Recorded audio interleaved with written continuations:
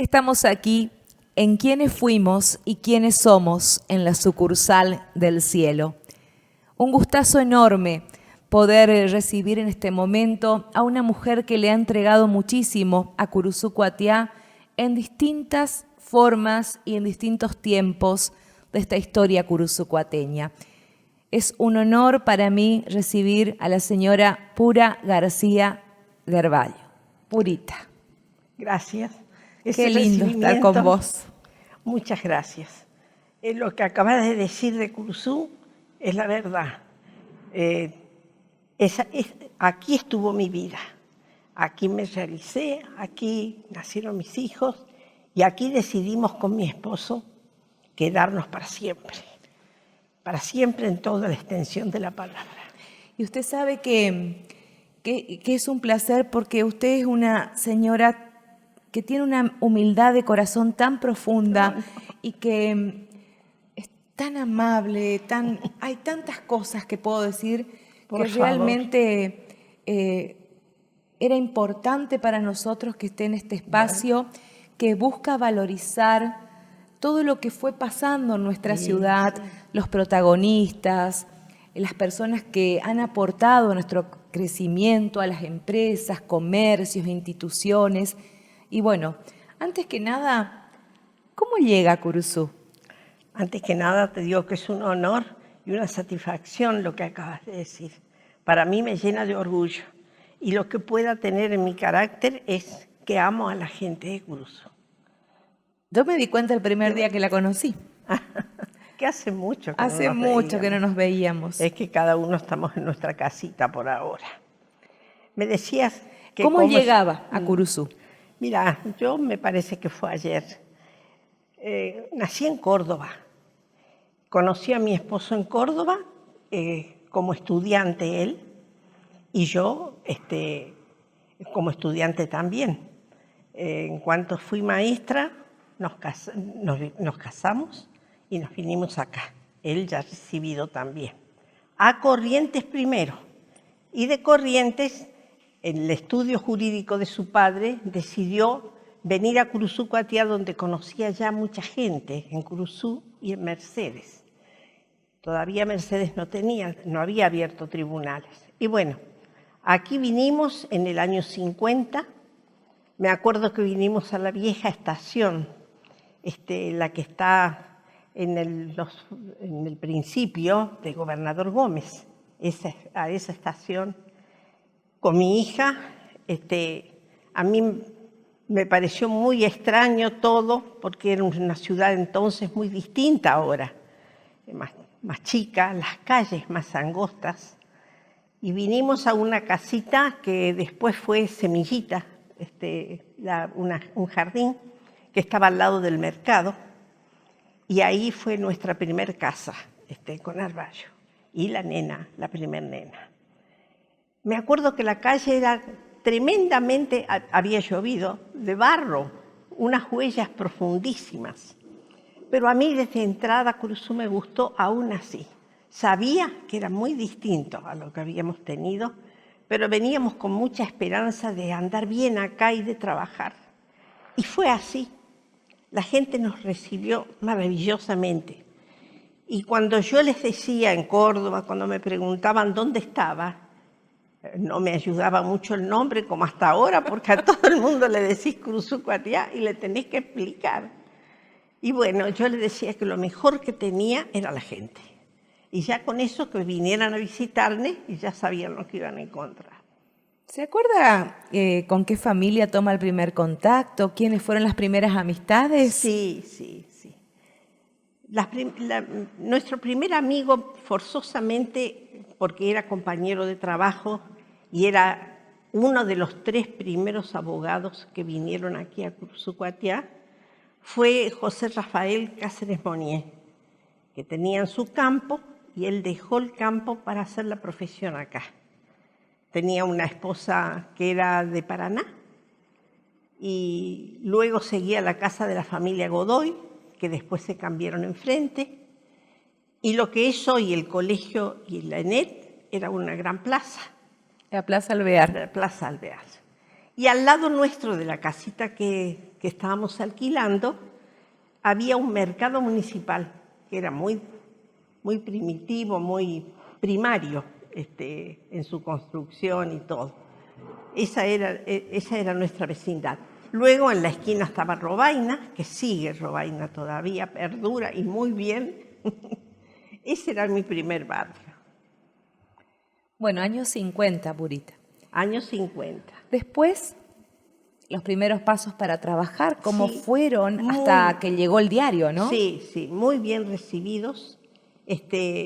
Tuvimos que estar casi un año, 2 meses. Después de un año de estar acá, estuvimos 2 meses en el Hotel Continental, porque nosotros llegamos en una época en que nadie quería alquilar casas, porque había una ley, la 1050, famosa, por la cual los inquilinos no entregaban las casas.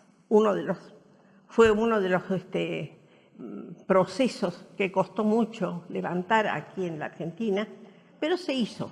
Nosotros sufrimos varios años hasta que pudimos hacer nuestra casa, que es la que hoy actualmente tenemos. No se fue muy lejos del barrio, digamos. No me fui lejos del barrio y ya ahí no nos movimos más. Mi esposo con su estudio, allí desde el principio, pero Arballo no fue solo abogado. Él era muy importante en su vida, fue la actividad política. Y a esa me hice yo. Ahí había conocido las actividades de mi padre, que también en Córdoba había, pero no con la intensidad ni en la forma que la hizo Arballo acá en la provincia de Corrientes. Así que también me interesé en eso y estuve junto a él. Pregón, qué historia, ¿no? Ahí está. ¿Cómo sí. nace? Bueno, Pregón yo diría que es el fruto de una ambición de un grupo de gente que pensaba igual y que quería transmitir a los demás su opinión. En una palabra, quería la libertad de prensa. E inmediatamente del 55, o sea, en el 56, un año después, se encontraron las condiciones propicias para abrir un diario, no un diario, un bisemanario que empezó siendo bisemanario y terminó siendo bisemanario, porque para montar un diario aún era la ambición del sur de Corrientes, aún no se ha podido cristalizar, aunque todavía perdura y con mucha tranquilidad y espero que futuro el otro diario, Cultura. Nosotros aquí, lo de Pregón fue una hazaña o un acto de valentía, no pienso que de insensatez, de 5 o 6 hombres en la dirección que lo fundaron y mucha gente que esperaba poder leer su opinión y que lo consiguió a través de Pregón. ¿Quiénes fueron esos fundadores, Purita? Y mira, fueron el doctor José Rafael Cáceres Monier, Eugenio Saloj, doctor también, geólogo, mi esposo, los digo así porque eran los 3 que hacían de una dirección alternada, hicieron ellos. Y los acompañaron Edmundo Venta, Zucco, Avanzini. Estos son los que me acuerdo, pero mucha gente nos siguieron muy después, gente excelente como Mario Pereira, que el origen estaba en Montecaseros, pero vino a trabajar con el diario. Gente como en los últimos años, un gran escritor que siempre me suelo olvidar del nombre, que ya me voy a acordar antes de terminar de nuestra charla, porque no lo quiero olvidar. Un hombre grande ya que se sumó a Pregón y que también Pucio, el contador y contador era, sí. Sí. Eso estuvo muchos años también con nosotros. Ahora la dirección... Escribano. Escribano. Ahí está. La dirección la llevaban alternadamente los tres que nombré recién. Nunca fue una unión de personas para lo que es normal y natural, que es ganar dinero, pero cada uno hacía su profesión. Y esto lo tomaban como algo, como un hobby, no, como una forma de satisfacción intelectual. Y así lo cumplieron, así lo hicieron. También estuvo don Eniella, el padre, y luego siguió el hijo. En esos eran momentos, uno de los tantos momentos difíciles que pasaba el país. Había terminado un gobierno y empezaba otro. Ya se sabe que nosotros hemos tenido muchos cambios y hemos tenido que ir adaptándonos a ello. Pregón fue la transmisión del pensamiento de esa gente, de los que he nombrado y de los muchos que nos han acompañado en esa empresa por más de 30 años. Las condiciones para trabajar siempre fueron de no percibir sueldos, ninguno se puso sueldo, solamente la gente que trabajaba ajena a ese grupo, sí, pero costó mucho económicamente transitar esos 30 años, hasta que al final, justamente por esas, no solamente por la parte económica, sino que la vida fue cambiando. Aquí no duran mucho los gobiernos ni las opiniones. Se abre un abanico muy amplio y en ese abanico también no dejamos de estar nosotros. Los partidos a los que pertenecíamos, algunos, digo pertenecíamos porque yo ya estaba junto con mi esposo en la misma tarea o en la misma aspiración. Fueron años que hubo que mantenerse muy unidos y hay veces que no pudo ser y entonces la gente se fue enfriando o fue tomando otros caminos.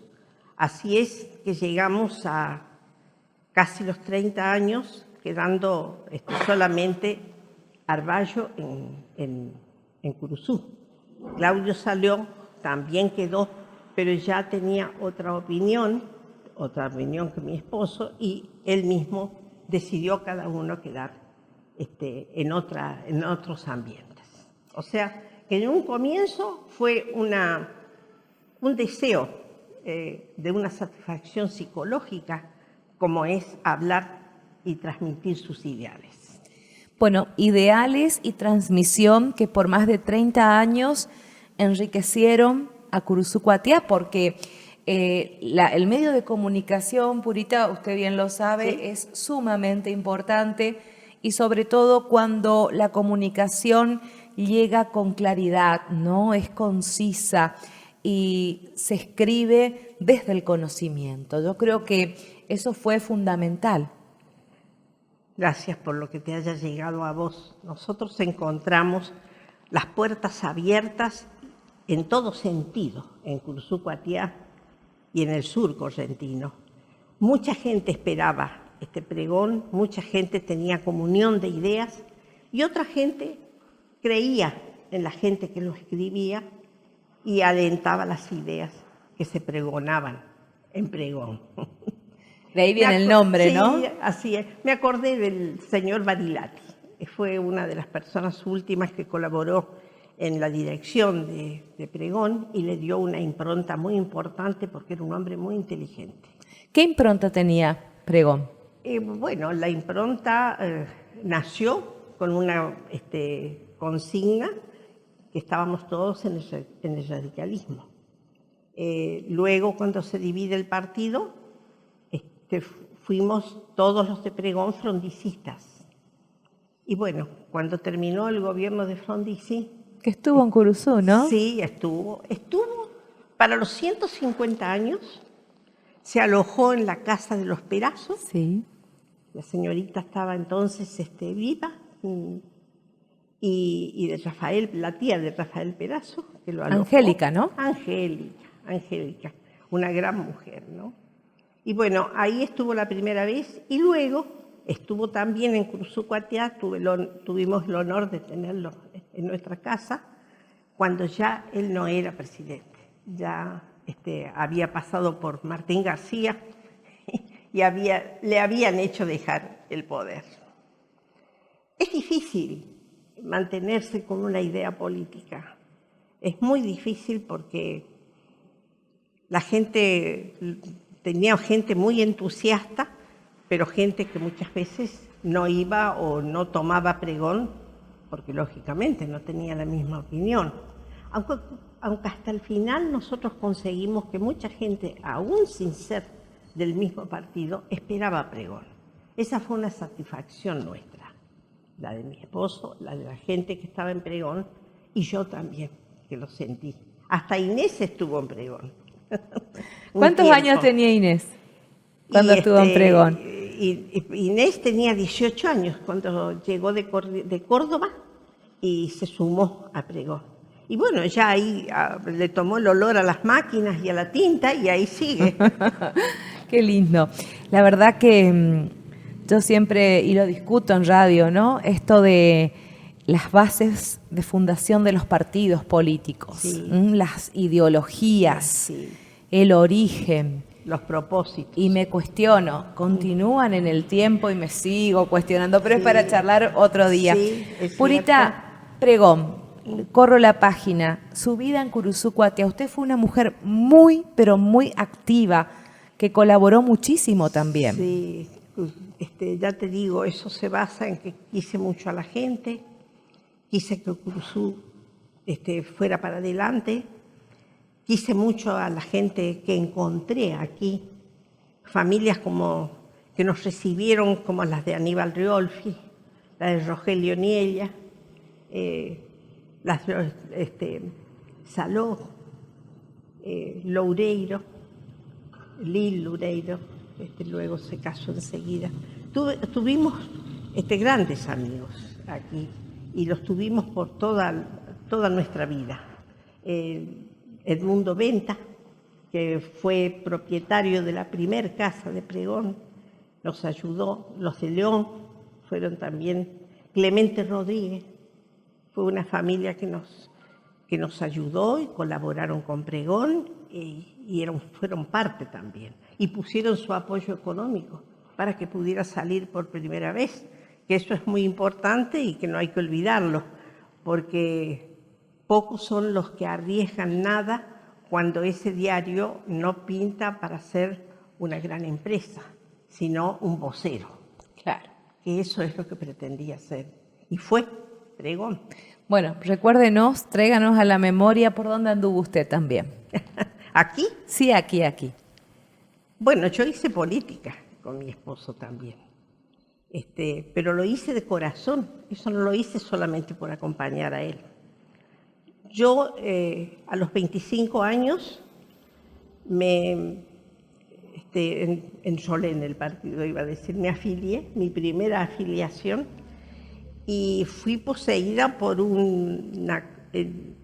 me entré de lleno a la causa que este hombre encabezaba, Arturo Frondizi, y con todo el corazón trabajé arduamente mientras él estuvo en el gobierno. Luego las cosas cambiaron, siempre estuve con la misma gente, a pesar de los cambios que tuvimos nosotros todos los radicales. Luego acompañé como MID, como UCRI y como MID, hasta que todavía siento la tristeza de que no se haya podido concretar lo que para mí era un plan en el que creí fervientemente que podía ser la salida para el país. No fue solamente de compañía de mi esposo, sino que lo abracé con mucho calor, con mucho entusiasmo. Movimiento de integración y desarrollo. Es la última faceta que tomó el grupo Unión Cívica Radical, luego UCRI y luego MID. Yo he tenido la oportunidad de conocer la casa del MID en Buenos Aires. ¿Ah, sí? Sí, sí, sí. Y donde estaban gente muy estudiosa. En una época también trabajé para el MID en Corrientes. Ah, mirá Sí, vos, sí, sí. mirá vos.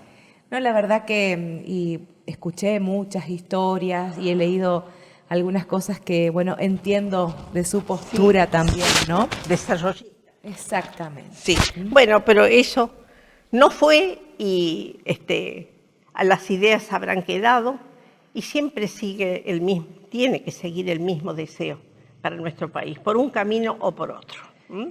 Bueno, me gustaría, Purita, que para finalizar, hoy en día la lucha de la mujer por ocupar distintos lugares, entre ellos la política, Sí. sigue vigente.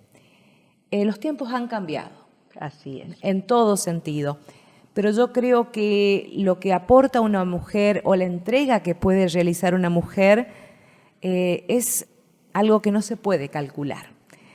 ¿Qué les diría a esas jóvenes que les gusta la política, que aún no se animan, que están transitando los primeros pasos en política? Y lo que les decía siempre a quienes estaban conmigo o trataba yo de captar alguna juventud, que si vos no la mueves de corazón a una mujer, no la puedes a la mujer sí que no la puedes mover por otros intereses. Es muy raro que muevas a una mujer ofreciéndole un puesto, por lo menos en mi época. La gente que me ayudó y que nos ayudó a Rayo, a mí y sobre todo al pensamiento del desarrollismo, fue gente que se dio de corazón, íntegramente, y que trabajaron muchísimo, y la mujer en especial. Cuando yo me afilié, aquí en Curuzú había un movimiento femenino muy importante.